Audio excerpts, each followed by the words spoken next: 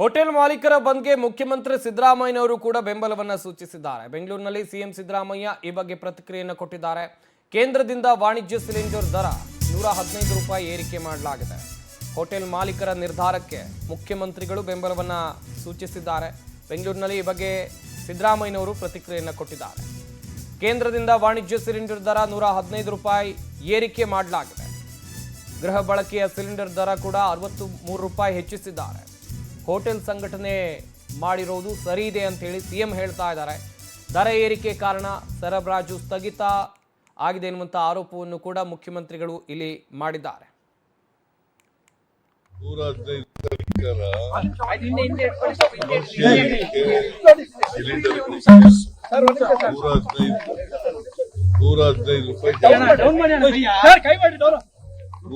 ರೂಪಾಯಿ ಜಾಸ್ತಿ ಮಾಡಿದ್ದಾರೆ.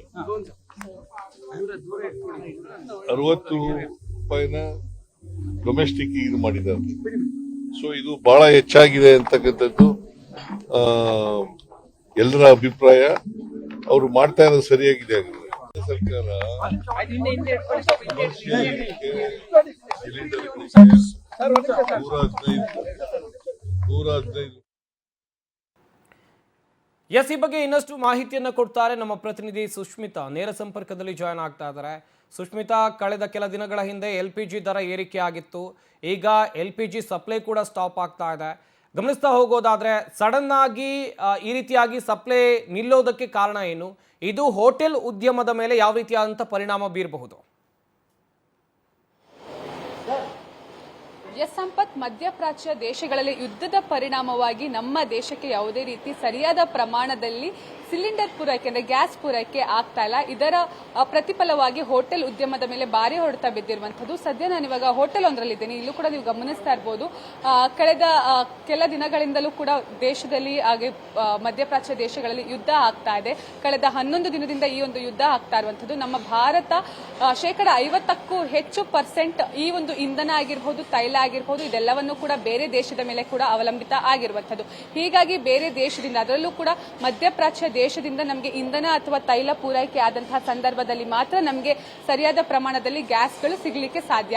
ಸೊ ಆದ್ರೆ ಕಳೆದ ಕೆಲ ದಿನದಿಂದಲೂ ಕೂಡ ಯಾವುದೇ ರೀತಿ ತೈಲ ಹಡಗುಗಳಾಗಿರಬಹುದು ಯಾವುದೂ ಕೂಡ ಭಾರತಕ್ಕೆ ಬರದೇ ಇರುವಂತಹ ಕಾರಣದಿಂದಾಗಿ ಈ ರೀತಿಯಲ್ಲಿ ಅಭಾವ ಉಂಟಾಗಿರುವಂತದ್ದು. ಪ್ರಮುಖವಾಗಿ ಕಳೆದ 2 ದಿನದ ಹಿಂದೆ ಈ ಒಂದು ವಾಣಿಜ್ಯ ಸಿಲಿಂಡರ್ ದರ ಏರಿಕೆ ಆಗಿತ್ತು. 115 ರೂಪಾಯಿ ಆಯಿತು. ಈಗ ಏಕಾಏಕಿ ವಾಣಿಜ್ಯ ಸಿಲಿಂಡರ್ ಪೂರೈಕೆಯನ್ನ ಮಾಡಲಿಕ್ಕೆ ಆಗೋದಿಲ್ಲ, ಅಭಾವ ಉಂಟಾಗಿದೆ ಅಂತ ಹೇಳಿ ಗ್ಯಾಸ್ ಡಿಸ್ಟ್ರಿಬ್ಯೂಷನ್ ಕಂಪನಿಗಳು ಹೋಟೆಲ್ ಮಾಲೀಕರಿಗೆ ಮೆಸೇಜ್ ಅನ್ನ ನೀಡಿರುವಂತದ್ದು. ಹೀಗಾಗಿ ಒಂದು ದಿನ ಏನಾದರೂ ಗ್ಯಾಸ್ ಪೂರೈಕೆ ವ್ಯತ್ಯಯ ಆಯ್ತು ಅಂತ ಹೇಳಿದ್ರೆ ಸಂಪೂರ್ಣವಾಗಿ ಹೋಟೆಲ್ ಉದ್ಯಮ ಏನಿದೆ ಅದು ಅಲ್ಲೋಲ ಕಲ್ಲೋಲ ಆಗುತ್ತೆ. ಕಾರಣ ಏನು ಅಂತ ಹೇಳಿದ್ರೆ, ಒಂದು ಕಾಫಿ ಟೀ ಮಾಡಬೇಕು ಅಂತ ಹೇಳಿದ್ರು ಕೂಡ ಗ್ಯಾಸ್ ಅತ್ಯವಶ್ಯಕ.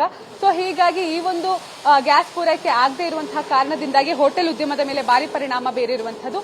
ಹಾಗಾದ್ರೆ ಇನ್ನು ಎಷ್ಟು ದಿನಗಳ ಕಾಲ ಈ ಒಂದು ಗ್ಯಾಸ್ ಪೂರೈಕೆ ಆಗೋದಿಲ್ಲ? ಡಿಸ್ಟ್ರಿಬ್ಯೂಷನ್ ಇಂದ ಏನೆಲ್ಲ ಮೆಸೇಜ್ ಬಂದಿದೆ ಅಂತ ಹೇಳಿ ನಾನು ನೇರವಾಗಿ ಹೋಟೆಲ್ ಮಾಲೀಕರನ್ನೇ ಮಾತಾಡ್ತಾ ಹೋಗ್ತೀನಿ. ಸರ್, ಹೋಟೆಲ್ ನಡಿಬೇಕು ಅಂತ ಹೇಳಿದ್ರೆ ಗ್ಯಾಸ್ ಅತ್ಯವಶ್ಯಕ, ಆದ್ರೆ ಗ್ಯಾಸ್ ಪೂರೈಕೆ ಆಗ್ತಾ ಇಲ್ಲ. ಹೀಗಾಗಿ ಹೋಟೆಲ್ ಪರಿಸ್ಥಿತಿಯು ಕೂಡ ಸ್ವಲ್ಪ ಹದಗೆಡ್ತಾ ಇರುವಂತದ್ದು. ಹೇಗಿದೆ ಸರ್ ಈಗಿನ ಸಿಚುವೇಶನ್? ನೋಡಿ, ನಿನ್ನೆಯಿಂದನೂ ಸಿಲಿಂಡರ್ ಇಲ್ಲ ಅಂತ ಹೇಳ್ತಿದ್ದಾರೆ. ನಮ್ಮ ಹತ್ರ ಇರುವಂತ ಈಗ ಒಂದು 4 ರಿಂದ 5 ಸಿಲಿಂಡರ್ ಇದೆ. ಅದನ್ನು ಇವತ್ತು ನಾವು ಹೇಗಾದ್ರೂ ಮ್ಯಾನೇಜ್ ಮಾಡಬಹುದು. ನಾಳೆ ಏನು ಅಂತ ಒಂದು ಚಿಂತೆ ಶುರುವಾಗಿದೆ. ಮತ್ತೆ ಪ್ರತಿ ಡಿಸ್ಟ್ರಿಬ್ಯೂಟರಲ್ಲೂ ಒಂದಿಷ್ಟು ಸಿಲಿಂಡರ್ಗಳನ್ನ ಸ್ಟಾಕ್ ಇಟ್ಕೊಂಡು ಅವರು ಆಟ ಆಡ್ತಾ ಇದ್ದಾರೆ. ಈ ಒಂದು ಏನು ಒಂದು ಸಿಚುವೇಶನ್ ಒಂದು ಅವಕಾಶನ ಬಳಸ್ಕೊತಾ ಇದ್ದಾರೆ. ಆದ್ರಿಂದ ಪ್ರತಿ ಒಂದು ನಮ್ಮ ಇಂಡಿಯನ್ ಆಯಿಲ್ ಕಾರ್ಪೊರೇಷನ್ ಅವರು ಪ್ರತಿ ಒಂದು ಎಕ್ಸಿಕ್ಯೂಟಿವ್ ಡೈರೆಕ್ಟರ್ ಇದ್ದಾರೆ, ಅದಕ್ಕೆ ಅಧಿಕಾರಿಗಳಿದ್ದಾರೆ. ಅವ್ರು ಪ್ರತಿ ಗೋಡಾನ್ ಮೇಲೂ ರೇಡ್ ಮಾಡಬೇಕಾಗುತ್ತೆ. ಸುಮಾರು ಒಂದು 4-5 ದಿವಸಕ್ಕೆ ಆಗುವಷ್ಟು ಗ್ಯಾಸನ್ನ ಸ್ಟಾಕ್ ಮಾಡಿ ಅವ್ರು ಇಟ್ಕೊಂಡಿದ್ದಾರೆ. ಅಲ್ಲಿ ನಮ್ಗೆ ಹೇಳ್ತಾರೆ ನಮ್ಮ ಇದರಲ್ಲಿ ಫಿಲ್ಲಿಂಗ್ ಮಾಡ್ತಾ ಇಲ್ಲ ಅಂತೇಳಿ. ಶನಿವಾರದಿಂದನೇ ಕಮರ್ಷಿಯಲ್ ಫಿಲ್ಲಿಂಗ್ ಸ್ಟಾಪ್ ಮಾಡಿದ್ದಾರೆ ಅಂತ. ಬಟ್ ನಮಗೆ ರಾತ್ರಿ ಮಾಹಿತಿ ಬಂದ ಪ್ರಕಾರ ಪ್ರತಿ ಗೋಡಾನಲ್ಲೂ ಅವರು ಡಿಸ್ಟ್ರಿಬ್ಯೂಟರ್ಗಳು ಸ್ಟಾಕ್ ಇಟ್ಕೊಂಡ್ಬಿಟ್ಟು ಆಟ ಆಡ್ತಾ ಇದ್ದಾರೆ ಅಂತ ಹೇಳ್ತಾ ಇದ್ದಾರೆ. ಈ ಒಂದು ಕಾಳಸಂತೆಯನ್ನು ನಿಲ್ಲಿಸಬೇಕು. ಜೊತೆಗೆ ನಮಗೆ ಈ ಏನು ಸಿಲಿಂಡರ್ ಸಪ್ಲೈ ಒಂದು ಅಭಾವ ಇದೆಯೋ ಅದನ್ನು ಸರಿಪಡಿಸಬೇಕು. ಇವತ್ತು ಸಂಜೆ ಒಳಗಾದರೂ ಅದನ್ನು ಸರಿಪಡಿಸಬೇಕು ಅಂತೇಳಿ ನಾವು ಸರ್ಕಾರದಲ್ಲಿ ಮನವಿ ಮಾಡಿದ್ವಿ. ಸರ್ಕಾರ ಇವತ್ತು ಬೆಳಿಗ್ಗೆ ಒಂದು 10 ಗಂಟೆಗೆ ನಮ್ಮ ಸಂಸದರಿಗೆ ನಾವು ಒಂದು 3-4 ಸಂಸದರ ಜೊತೆ ಮಾತಾಡಿದ್ದೀವಿ. ಇವತ್ತು ಪಾರ್ಲಿಮೆಂಟ್ ನಡೀತಾ ಇದೆ. ಅವರು ಒಂದು 10 ಗಂಟೆಗೆ ಒಂದು ಮೀಟಿಂಗ್ ಇಟ್ಕೊಂಡಿದ್ದೀವಿ ಅಂತ ಹೇಳಿದ್ದಾರೆ.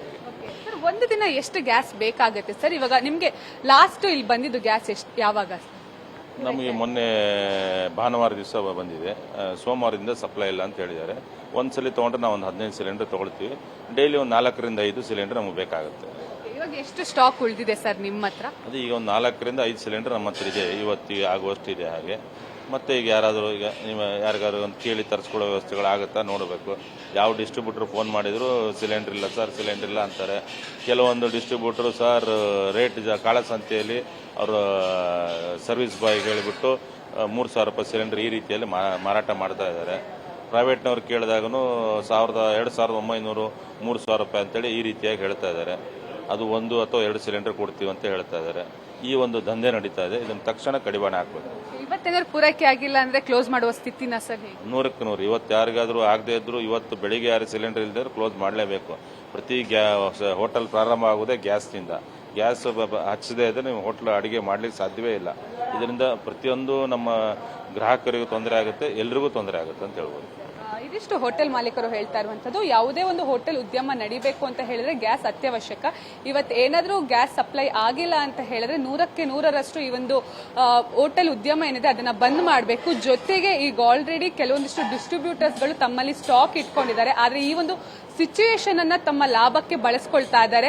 ಒಂದಕ್ಕೆ ಡಬಲ್ ರೇಟ್, ಟ್ರಿಬಲ್ ರೇಟ್ ಹೇಳಿ ನಮ್ಮ ಹತ್ರ ಕಾಳಸಂತೆಯಲ್ಲಿ ಈ ಒಂದು ಗ್ಯಾಸ್ಗಳನ್ನ ಮಾರ್ತಾ ಇದ್ದಾರೆ ಅಂತ ಹೇಳಿ ಅವರು ಆರೋಪವನ್ನು ಕೂಡ ಮಾಡ್ತಾ ಇರುವಂತದ್ದು. ಜೊತೆಗೆ ಸಾಕಷ್ಟು ಕೇವಲ ಹೋಟೆಲ್ ಉದ್ಯಮ ಅಷ್ಟೇ ಅಲ್ಲ, ಬೇರೆ ಬೇರೆಯವರು ಕೂಡ ಏನು ಒಂದು ಟೈಲ್ಸ್ ಕಂಪನಿ ಆಗಿರಬಹುದು, ಇನ್ನಿತರ ಕಂಪನಿಗಳು ಕೂಡ ಈ ಒಂದು ವಾಣಿಜ್ಯ ಗ್ಯಾಸ್ ಅನ್ನ ಬಳಸ್ತಾ ಇದೆ.